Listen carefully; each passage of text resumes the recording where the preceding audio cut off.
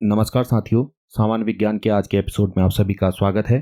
जीव विज्ञान के अपने आज के सेशन में हम जानेंगे पाचन तंत्र के बारे में। जो साथी आज पहली बार हमारी क्लास ज्वाइन कर रहे हैं वो चैनल को सब्सक्राइब जरूर करें, वीडियो को लाइक करें, शेयर करें। तो चलिए अब देखते हैं आज का पहला प्रश्न।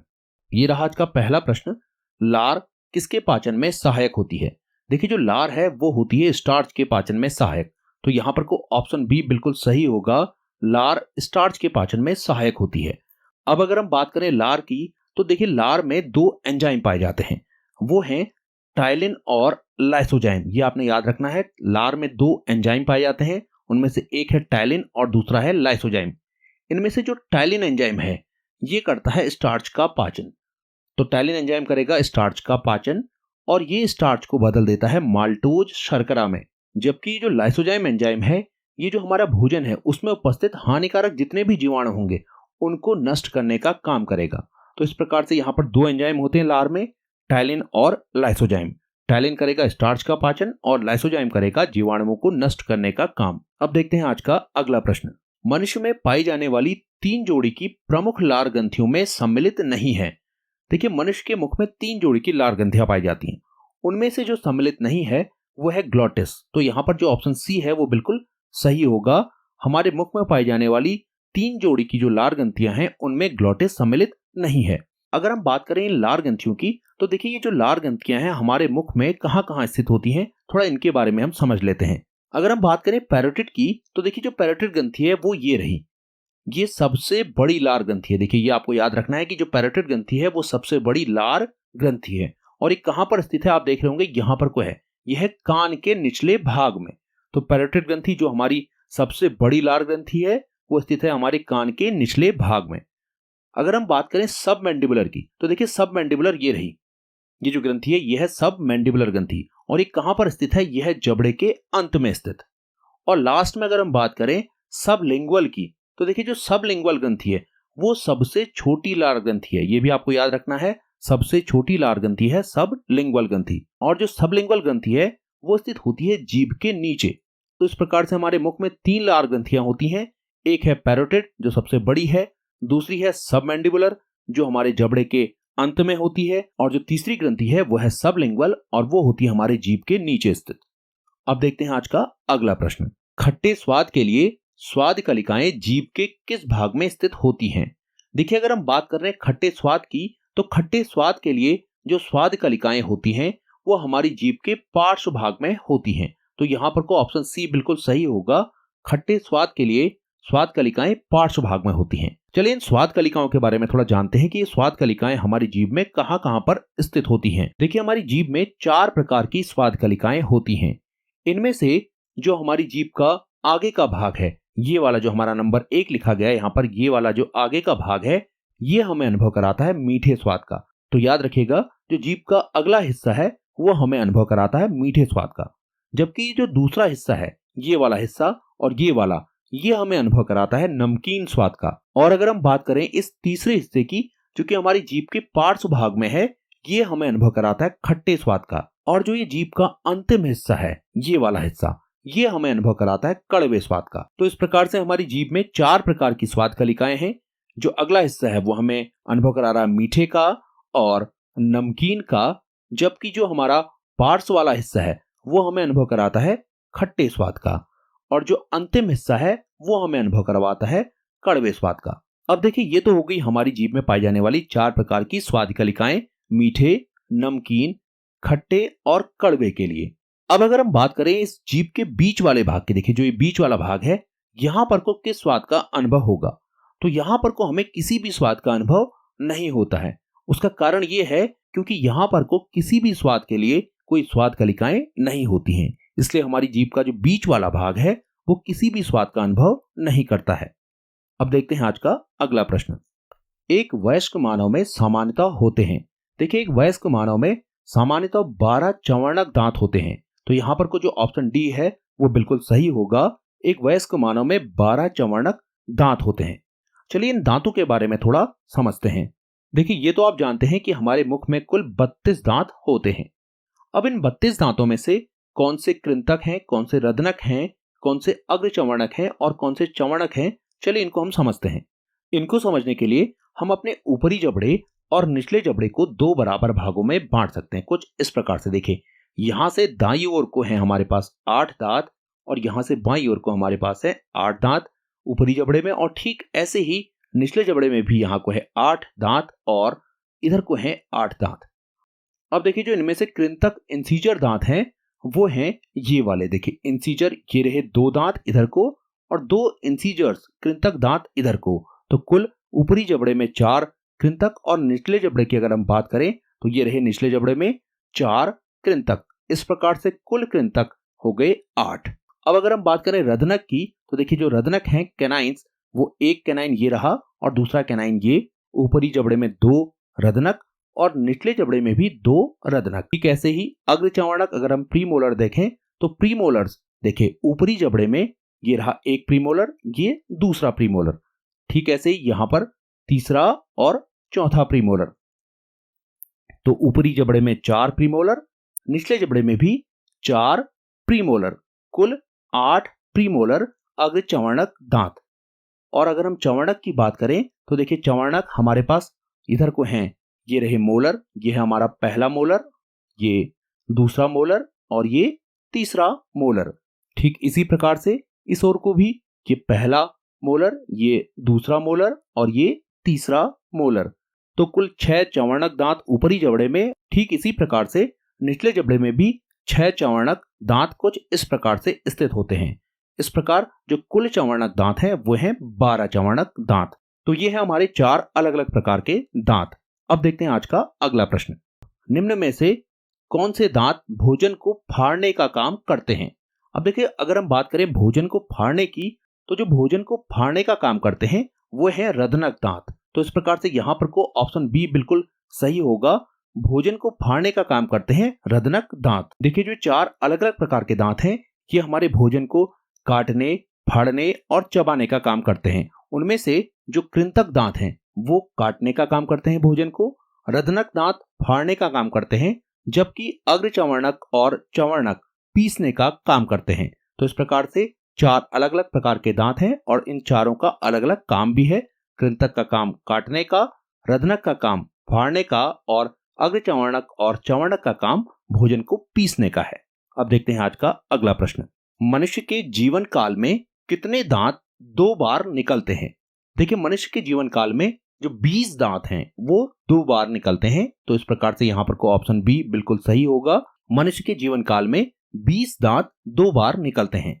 देखिए, ये जो 20 दांत हैं ये कहलाते हैं दूध के दांत। अब देखिए, अगर हम दूध के दांतों की बात कर रहे हैं तो जान लेते हैं कि वो कौन कौन से दांत हैं जो दूध के दांत कहलाते हैं। देखिए, दूध के ये 20 दांत हैं। कृंतक, जिनमें कुल 8 कृंतक होते हैं, रदनक कुल 4 होते हैं, अग्रचर्वणक कुल 0। तो याद रखिएगा कि जो दूध के दांत हैं उनमें अग्रचर्वणक की संख्या है 0, यानी कि नहीं पाए जाते हैं, और चर्वणक जो मोलर्स हैं वो कुल 8 पाए जाते हैं। इस प्रकार से ये जो कुल दांत हैं ये हैं 20 दांत, जिन्हें हम मिल्की टूथ या फिर दूध के दांत कहते हैं। जबकि जो वयस्कावस्था में दांत आते हैं उन्हें स्थायी दांत कहा जाता है। अब देखते हैं आज का अगला प्रश्न। मानव शरीर में सबसे कठोर भाग होता है? यहां पर ऑप्शन सी बिल्कुल सही होगा, दंतवल्क, एनेमल। एनेमल मानव शरीर में सबसे कठोर भाग होता है। तो चलिए एनेमल के बारे में थोड़ा जान लेते हैं। देखिए, एनेमल क्या है? एनेमल हमारे दांत का ऊपरी हिस्सा है जो कि चमकीला स्तर बनाता है। देखिए, हमारे दांत का जो ऊपरी भाग है जिससे हमारे दांत चमकते हैं वो है एनेमल। और जो ये एनेमल है ये 98% कैल्शियम लवण का बना होता है, और ये कैल्शियम लवण होते हैं कैल्शियम फॉस्फेट और कैल्शियम कार्बोनेट। अब देखते हैं आज का अगला प्रश्न। दांतों का अध्ययन कहलाता है? देखिए, दांतों का अध्ययन कहलाता है ओडेंटोलॉजी। तो इस प्रकार से यहां पर को ऑप्शन ए बिल्कुल सही होगा। दांतों का अध्ययन कहलाता है ओडेंटोलॉजी। अब जान लेते हैं कि ये हेमेटोलॉजी, ऑस्टियोलॉजी और ऑर्निथोलॉजी क्या हैं। देखिए, दांतों का तो अध्ययन है ओडेंटोलॉजी, जबकि जो रुधिर और रुधिर के रोग हैं उनका अध्ययन कहलाता है हेमेटोलॉजी। कंकाल तंत्र का अध्ययन कहलाता है ऑस्टियोलॉजी और पक्षियों का अध्ययन कहलाता है ऑर्निथोलॉजी। अब देखते हैं आज का अगला प्रश्न। दांत के क्षय को रोकने के लिए अधिकांश टूथपेस्ट में क्या होता है? देखिए, दांत के क्षय को रोकने के लिए जो अधिकांश टूथपेस्ट हैं उनमें पाया जाता है फ्लोरीन। तो इस प्रकार से यहां पर को ऑप्शन सी बिल्कुल सही होगा। दांत के क्षय को रोकने के लिए अधिकांश टूथपेस्ट में फ्लोरीन होता है। अब देखिए जो फ्लोरीन है ये करता क्या है। देखिए हमारे शरीर का जो सबसे कठोर भाग है वह है इनेमल। अभी हमने देखा था इनेमल को ये अम्ल की क्रिया के प्रति अधिक प्रतिरोधी बना देता है, जिससे हमारे जो दांत हैं वो सड़ते नहीं हैं। तो फ्लोरीन हमारे इनेमल को अम्ल की क्रिया के प्रति अधिक प्रतिरोधी बना देता है, ये आपने याद रखना है। अब देखते हैं आज का अगला प्रश्न। ग्रास नली की दीवारों के संकुचन और प्रसरण की गति को कहा जाता है। देखिए जो ग्रास नली है उसके संकुचन और प्रसरण की गति को कहा जाता है क्रमानुकुंचन गति। तो यहां पर को जो ऑप्शन ए है वो बिल्कुल सही होगा। ग्रास नली की दीवारों का संकुचन और प्रसरण कहलाता है क्रमानुकुंचन गति। अगर हम बात करें जो क्रमानुकुंचन गति है, देखिए वो हमारी ग्रास नली में कुछ इस प्रकार से होती है। देखिए जैसे ही ये जो भोजन है, ये भोजन देखिए हमारी ग्रास नली में पहुंचता है, ये हमारी ग्रास नली सिकुड़ने और फैलने लग जाती है। ये सिकुड़ना और फैलना ही कहलाता है क्रमानुकुंचन गति। और ये क्यों होता होगा? इससे भोजन धीरे धीरे नीचे की ओर को खिसकता है। ये भी आपको पता होना चाहिए कि क्रमानुकुंचन गति के कारण ही भोजन धीरे धीरे नीचे को खिसकता है। अब देखते हैं आज का अगला प्रश्न। ग्रास नली आमाशय के कौन से भाग में खुलती है? देखिए ग्रास नली आमाशय के कार्डियक भाग में खुलती है। ये आपने याद रखना है, ग्रास नली आमाशय के कार्डियक भाग में खुलती है। देखिए जो आमाशय है उसके 3 भाग होते हैं, उनमें से एक है कार्डियक, दूसरा है फंडिक और तीसरा है पाइलोरिक। अब इनकी स्थिति को देख लेते हैं हम कि ये कहां कहां पर आमाशय में पाए जाते हैं। देखिए जो अगला भाग है, ये जो भाग है ये है हमारा कार्डियक वाला भाग, जबकि जो फंडिक भाग है वो ये रहा और पाइलोरिक भाग ये है। तो कुछ इस प्रकार से हमारे आमाशय के 3 भाग हैं। जो आगे का भाग है वो कहलाता है कार्डियक, जबकि जो बीच का भाग है वह है फंडिक और जो अंतिम भाग है वो कहलाता है पाइलोरिक। अब ये देखिए ये है हमारी ग्रास नली, जहां से हमारा भोजन आ रहा है। ये हमारी ग्रास नली है, ये ग्रास नली खुलती है कार्डियक में, ये आपने याद रखना है। एक और क्वेश्चन यहां से पूछा जाता है कि जो आमाशय का अंतिम सिरा पाइलोरिक है ये कहां खुलता है? तो देखिए आमाशय का जो अंतिम सिरा है ये खुलता है छोटी आंत में। ये भी आपको याद होना चाहिए कि आमाशय का जो अंतिम सिरा है पाइलोरिक वो छोटी आंत में खुलता है। तो इस प्रकार से हमारे आमाशय के 3 भाग हैं, कार्डियक, फंडिक और पाइलोरिक। कार्डियक भाग में ग्रास नली खुलेगी, जबकि जो पाइलोरिक भाग है वो छोटी आंत में खुलेगा।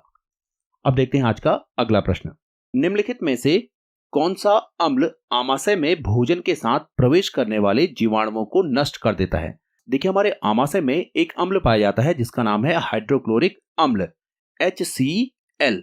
तो ये अम्ल जो होता है वो भोजन के साथ प्रवेश करने वाले जीवाणुओं को नष्ट कर देता है। इस प्रकार से यहां पर को ऑप्शन सी बिल्कुल सही होगा।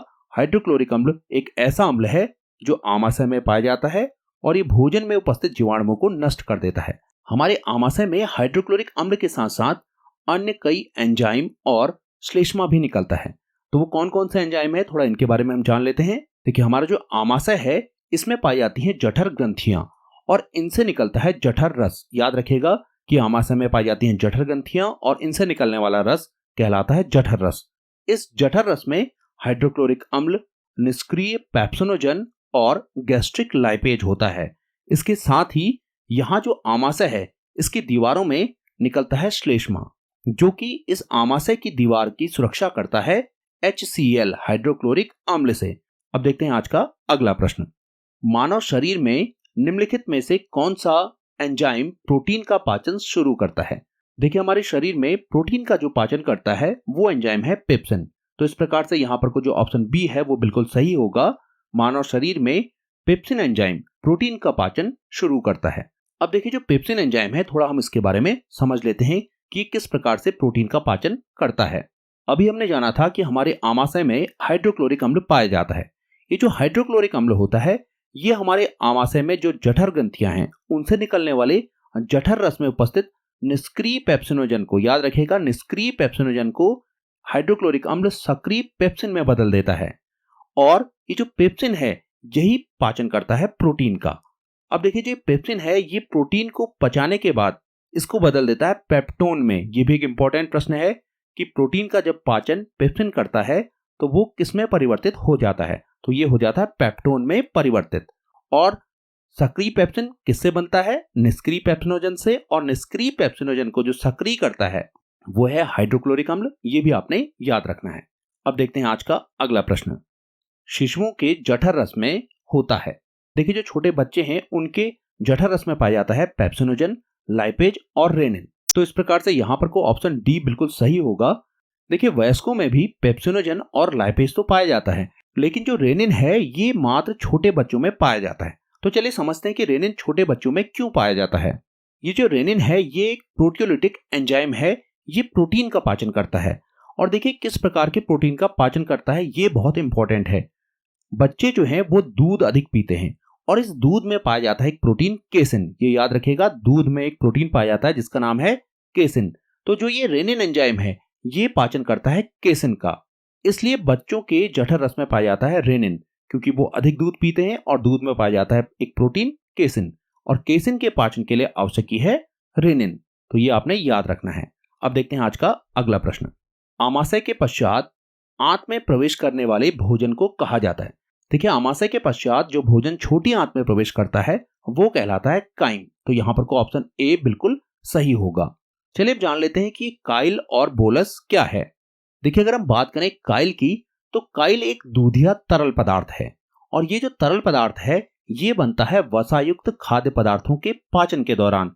ये आपने याद रखना है कि वसायुक्त खाद्य पदार्थों के पाचन के दौरान बनता है काइल, और ये बनेगा छोटी आंत में। और अगर हम बात करें बोलस की, तो देखिए जब हम भोजन को चबाते हैं तो जो भोजन है वो लार के साथ मिल करके एक गोले का रूप ले लेता है, एक गेंद जैसा रूप ले लेता है। वो जो गेंद जैसा रूप है जिसे हम फिर निगलते हैं वो कहलाता है बोलस। ये थे आज के कुछ प्रश्न। उम्मीद है आपको पसंद आए होंगे। अगर आपको ये सीरीज पसंद आ रही है तो चैनल को सब्सक्राइब जरूर करें, वीडियो को लाइक करें, शेयर करें। आज के लिए यहीं तक। बहुत बहुत धन्यवाद। मिलते हैं आपसे अगले एपिसोड में।